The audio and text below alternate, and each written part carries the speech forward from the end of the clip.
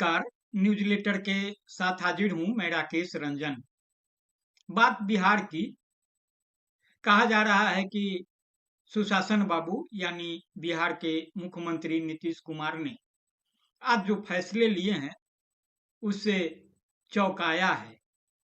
कयास जो लगाए जा रहे थे धड़े के धड़े रह गए और सरकार ने फैसला ले लिया। फैसला छोटा नहीं है, बड़ा फैसला है।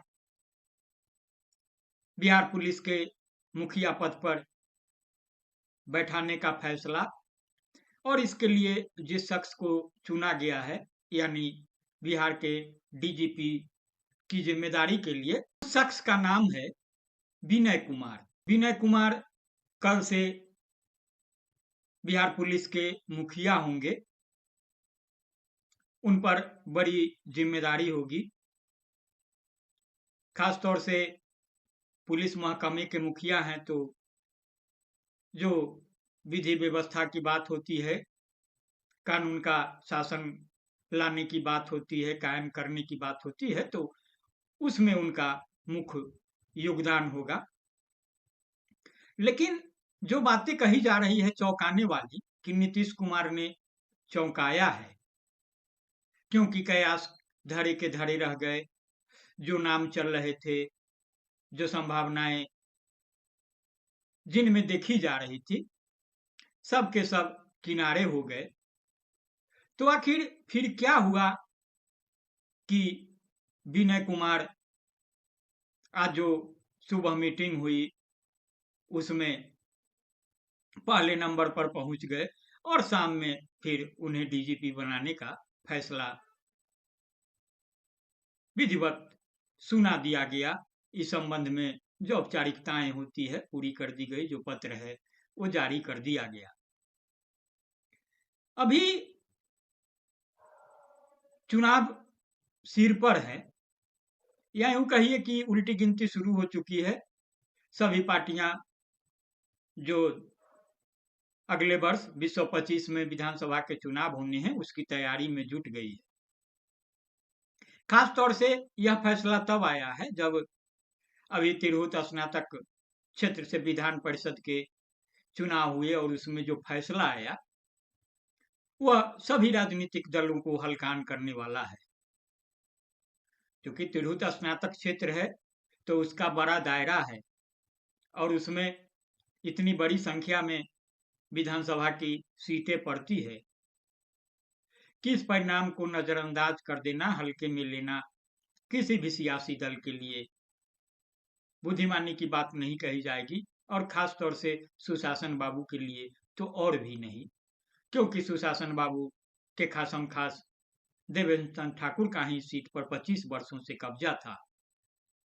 जब देवेश चंद्र ठाकुर लोकसभा पहुंच गए और फिर चुनाव हुए हैं तो जो परिणाम आए हैं उसमें सभी दलीय प्रत्याशियों को धकेल कर शिक्षक नेता ब्रिजवासी निर्दलीय प्रत्याशी की बतौर जीत गए हैं और माननीय बन गए हैं। तो स्वाभाविक है आज जो तस्वीर बन रही है, जो दिख रही है, खास तौर से बिहार के पुलिस महकमे की, जो विनय कुमार को डीजीपी बनाने के फैसले और कई पुलिस अधिकारियों को इधर उधर करने और महत्वपूर्ण जो पद होते हैं उस पर जिन चेहरों को बैठाया गया है, उससे जो तस्वीर बन रही है वो 2005 वाली तस्वीर है। आपको याद होगा नीतीश कुमार मुख्यमंत्री तो उससे पहले भी बने थे, लेकिन 2005 में मुख्यमंत्री बने तब से बनते ही जा रहे हैं। लगातार 18 वर्ष तकरीबन हो चले हैं। बीच में जो कुछ हुआ था वो इधर उधर पलटते रहते हैं, लेकिन मुख्यमंत्री की कुर्सी पर रहते हैं। वो बीच में थोड़े दिन के लिए जीतन राम मांझी बने थे और फिर किस तरीके से जो कुछ हुआ और फिर कुर्सी वापस नीतीश कुमार के पास। तो नीतीश कुमार ने तब अभयानंद को डीजीपी बनाया था, बिहार का डीजीपी, और उनकी जो टीम थी आज 18 बरस बाद एक बार फिर एक साथ दिख रही है, महत्वपूर्ण ओहदे पर दिख रही है। मतलब चिंता वही 2005 वाली, जब नीतीश कुमार ने बिहार के मुख्यमंत्री की कुर्सी संभाली थी और कथित जंगल राज से सुशासन की ओर बिहार को लाने की बड़ी चुनौती थी और बिहार पटरी पर आया भी, वो चाहे भ्रष्टाचार का मुद्दा हो, अपराध का मुद्दा हो और अन्य जो महत्वपूर्ण पहलू होते हैं, विषय होते हैं उस पर। और फिर नीतीश कुमार सुशासन बाबू के रूप में जाने लगे। भाजपा जब सहयोगी थी तो स्वाभाविक रूप से उसने जंगल राज के बदले अपने सहयोग से जो सुशासन बाबू का शासन चल रहा उसको मंगल राज कहा।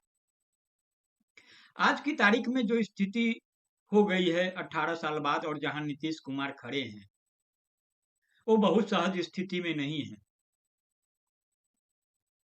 आज एक बार फिर जो अपराध का ग्राफ है उसको लेकर सवाल उठ रहे हैं और खास तौर से उठाने वाले वे हैं जिसके कथित जंगल राज के खात्मे का श्रेय लेते हैं सुशासन बाबू कि मैंने सुशासन लाया, भ्रष्टाचार पर, अपराध पर अंकुश पाया। कहने की जरूरत नहीं, तब लालू राबड़ी का शासन था। आज लालू प्रसाद मजबूर है, जो परिस्थितियां बनी है उसमें चुनाव नहीं लड़ सकते, लेकिन बेटे को आगे करके राजनीति कर रहे हैं। तेजस्वी ने उनका उत्तराधिकार संभाल रखा है, तेजस्वी यादव ने। वे नीतीश कुमार के साथ उप मुख्यमंत्री भी रहे, तो अभी विपक्ष में हैं। तो खास तौर से तेजस्वी यादव रोज सोशल मीडिया पर जिस तरीके से बातें रखते हैं और बताते हैं कि नीतीश कुमार किस सुशासन की बात करते हैं, किस जंगल राज की याद दिलाकर लोगों को डराते हैं, उन्हें अपना जंगल राज यानी जो अपराध है वह नहीं दिख रहा है। भ्रष्टाचार को लेकर के जो स्थिति बनी हुई है आज के तारीख में, और उनके खासम खास जो अधिकारी हैं, खासतौर से संजीव हंस का मामला देख लीजिए, तो जो स्थिति बनी है, जो असहज कर गई है। तो एक बार जब उन्हें जनता के बीच जाना है, फिर जनादेश मांगने के लिए, जनादेश पाने के लिए, तो जो बड़ा सवाल है अपराध नियंत्रण का, मतलब क्राइम का, करप्शन का, उन सवालों से उन्हें दो चार होना है। तो अभी भी समय है, चेत जाइए। तो चेत जाइए, तो उन्होंने विनय कुमार को जिम्मेदारी दे दी। यह चौंकाव भले है, लेकिन नीतीश कुमार का जो यह फैसला है वह इस रूप में बहुत सामान्य फैसला नहीं है। उन्हें मन महसूस कर लेना पड़ा होगा, क्योंकि वह उनकी मजबूरी भी है। आप देखिए कि आलोक राज को डीजीपी का प्रभार दिया गया था, नाम कहीं और भी चल रहे थे, शोभा ओतकर का नाम था डीजीपी के लिए, लेकिन आखिर क्या हुआ कि विनय कुमार को लेकर उनको हामी भरनी पड़ी। आलोक राज प्रभार में चल रहे थे, उन्हें वापस पुरानी जगह पर भेज दिया गया। तो आपको बता दें कि जब अभयानंद की टीम थी, जब अभयानंद बिहार पुलिस के मुखिया बने थे, तो उसमें विनय कुमार भी थे। उसमें कई ऐसे अधिकारी थे जो आज की तारीख में महत्वपूर्ण ओहदे पर बने हुए हैं और उन्हें लाया गया है इधर से उधर। तो विनय कुमार अभयानंद के समय तब सीआईडी में होते थे, रख हैं, ईमानदार हैं, क्राइम कंट्रोल कानून का अनुभव है, एसपी के रूप में भी जहां रहे हैं, अपराध को बड़ी सख्ती से काबू में किया है। राजधानी में बैठेंगे पटना में, तो उनके बारे में आपको पता ही है कि पटना से सटे गंगापार वैशाली जिले से आते हैं। वैशाली जिले में रामपुरानी गांव है, शुक्ला जी के लड़के हैं। शुक्ला जी शिक्षक थे, आदर्श शिक्षक। तो आदर्श शिक्षक के आदर्श पुत्र कनपुरा हाई स्कूल, रानी पोखर के बगल में हाई स्कूल, वहां से उन्होंने पढ़ाई की, मतलब बहुत सामान्य जो कहा जाता है स्कूल में। लेकिन नींव ऐसी थी, शिक्षक के पुत्र थे। शुक्ला जी से मेरी भी जान पहचान रही है, और पारिवारिक रूप से कहिए तो मैट्रिक की परीक्षा में भी वे राज्य स्तर पर अव्वल आए थे। उसके बाद आईआईटी जैसा बड़ा इम्तिहान पास किया, आईआईटी खड़गपुर में पढ़ाई की, फिर जो बिहार लोक सेवा केंद्रीय लोक सेवा आयोग की परीक्षा में शामिल हुए, और फिर 1991 में आईपीएस बन गए। तो 1991 बैच के अधिकारी हैं। तो इनके बारे में और बताऊं, इससे पहले मैं जो बात कर रहा था, जो नीतीश कुमार का यह चौंकाऊ फैसला है, उन्होंने सबको चौंका दिया, तो मैं यह कह रहा हूं कि विनय कुमार के नाम पर मुहर लगाना नीतीश कुमार के लिए इस रूप में चौंकाव जरूर है कि हो सकता है कि उन्होंने मन में सोच कर यह फैसला किया होगा, और मजबूरी भरा फैसला भी हो सकता है, क्योंकि जो खास तौर से महत्वपूर्ण ओहदे पर बिठाने को लेकर जो नीतीश कुमार के फैसले रहे हैं, वह आप इस तरीके से नहीं कर सकते कि जिस तरीके से लालू राबड़ी राज में हुआ करता था, जिसको जहां पाया बिठाया, न वरीयता का ध्यान, न तो तमाम जो नियम कायदे कानून है इधर से उधर जिसको चाहा उसको बना दिया। और उस दौर में भी कई आईएएस आईपीएस थे जो किस तरीके से सत्ता के करीब होते थे, महत्वपूर्ण ओहदा संभालते थे। तो नीतीश कुमार के साथ भी वही स्थिति है, कुछ ऐसी स्थिति नहीं है जो तमाम बातें हैं, कुछ अब बात को छोड़ दिया जाए। तो पहले चर्चा कर लेते हैं अभी जो बिहार की स्थिति है और बिहार में जो कुछ चल रहा है, उसमें नीतीश कुमार बहुत सहज नहीं है, खासतौर से अपने राजनीतिक भविष्य को लेकर के भी। जिस तरीके पिछले विधानसभा चुनाव में स्थिति बनी, चाहे जिस वजह से बनी हो, और क्रम में खिसक कर वरीयता से वो कहाँ पहुंच गए एक पार्टी के रूप में, संख्या विधायक की संख्या बल के मामले में। तो जो कयास लग रहे हैं, जो बातें हो रही है, तो उसमें नीतीश कुमार अपने भविष्य को लेकर सहज नहीं है, और असहज होने के कारण जो स्थिति बनी है और सरकार में देखा जा रहा है, ऊपरी तौर पर नहीं दिखे ऊपर ऊपर, लेकिन जो सत्ता के गलियारे की खबर रखते हैं, जो नौकरशाही, जो प्रशासनिक गलियारे में जिनकी आमद रफ्त है, वह खूबी जानते हैं। जो स्थिति मची हुई है वह चाह करके भी नीतीश कुमार से काबू में नहीं हो रहा है। स्थिति लूट सके सो लूट वाली है। इसी सूत्र पर सुशासन बाबू की पार्टी भी इन दिनों चल रही है। यह अगर देखिएगा, माने जो बातें मीडिया में आ रही है, तो बिहार में सुशासन बाबू की पार्टी इन दिनों लूट सके सो लूट के सूत्र पर चल रही है। यह भाजपा भी कह रही है, चिराग पासवान भी कह रहे हैं, मांझी और उनके जो जीतन राम मांझी हैं, उनके और उनके पुत्र भी कह रहे हैं, कुशवाहा जी भी कह रहे हैं, उपेंद्र कुशवाहा एनडीए के कार्यकर्ता भी कह रहे हैं। ये सब क्या कह रहे हैं? यही कि अगली सरकार के मुखिया भी सुशासन बाबू ही होंगे। विरोधाभास देखिए कि सुशासन बाबू की पार्टी के नेताओं और उनके करीबी अधिकारियों को ही भरोसा नहीं हो रहा है कि अगली सरकार सुशासन बाबू की अगुवाई में ही बनेगी। परिणाम यह सामने आ रहा है कि सुशासन बाबू के कुछ मंत्री, कुछ अधिकारी और दल के पदाधिकारी मान कर चल रहे हैं, और कि यह आखिरी मौका है, महासेल समझकर सब कुछ लूट लो। अतः अंत समय के लिए पछताने लायक कुछ न रहे, ऐसा भी हो सकता है।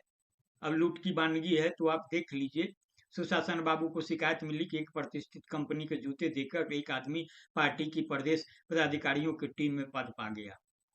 यह सत्ता के गलियारे से छनकर जो बातें आती है, तो सुशासन बाबू गर्म हो गए।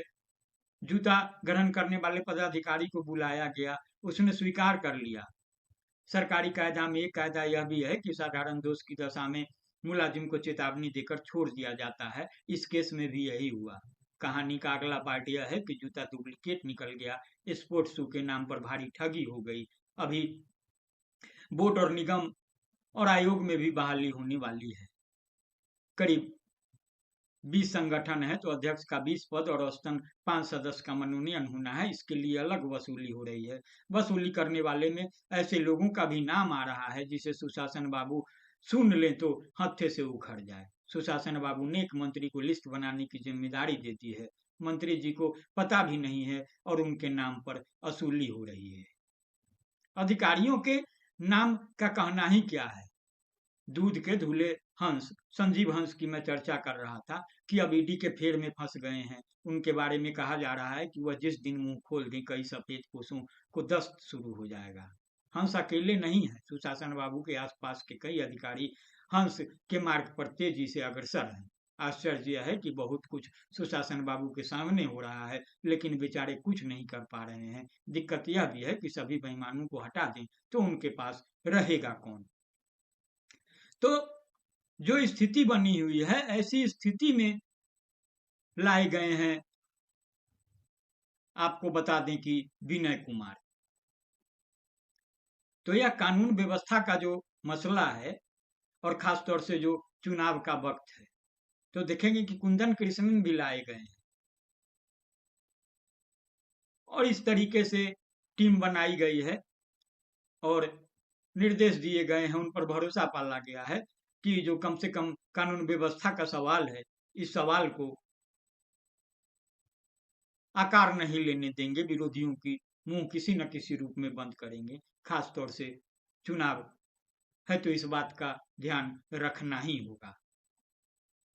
तो विनय कुमार के बारे में मैंने बताया कि वैशाली जिले के रामपुरानी गांव से हैं। कनपुरा हाई स्कूल से उनकी पढ़ाई हुई, फिर खड़गपुर से आईआईटी की और उसके बाद जो है केंद्रीय लोकसभा आयोग की परीक्षा में सफल हुए। 1991 बैच के अधिकारी हैं। तो वह कल ही जिम्मेदारी संभाल लेंगे, आलोक राज की जगह लेंगे। उनकी नियुक्ति 2 साल के लिए की गई है, तो 2 साल तक तो रहना ही रहना है। वैसे एक बात होती है कि अगले आदेश तक माना जाता है या सेवानिवृत्ति की उम्र तक की बातें होती है। तो वह जो विनय कुमार हैं वर्तमान में बिहार भवन पुलिस निर्माण विभाग के डीजीपी के पद पर तैनात हैं। आज तक तैनात हैं, कल तो जो है वो ले लेंगे। वह दिसंबर 2021 से इस पद पर हैं।